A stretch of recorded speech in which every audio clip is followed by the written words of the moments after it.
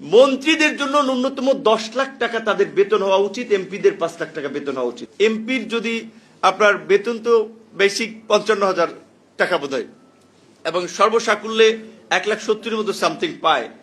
মন্ত্রীর 1,05,000 টাকা, প্রতিমন্ত্রী 92,000 টাকা। প্রকৃত অর্থে এখন ধরেন মানুষের ডিমান্ড কি, যে সে তো মন্ত্রী বা প্রতিমন্ত্রী, এলাকায় গেলে অমুকের এই চিকিৎসার জন্য সহায়তা প্রয়োজন, অমুকের বিয়েতে আপনার মেয়ে বিয়ে দেবে, সেখানে একটু সহযোগিতা প্রয়োজন, যুব সমাজ তরুণ সমাজ আসে, তারা একটা খেলা ছাড়ছে, তাদের একটা পুরস্কার মোটরসাইকেল এমপি সাহেব দেন।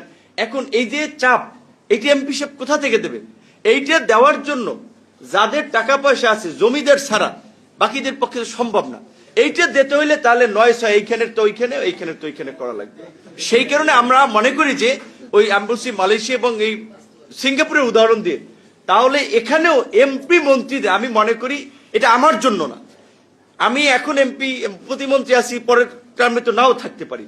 মন্ত্রীদের জন্য ন্যূনতম 10 লাখ টাকা তাদের বেতন হওয়া উচিত, এমপিদের 5 লাখ টাকা বেতন হওয়া উচিত। এই যে এই করে বললাম যে বিরোধী দলের অনেকে বললে, বা আবার আমরা বললাম অনেক পলিটিক্স হতে পারে যে সে এমপি তার বেতন বাড়ায়।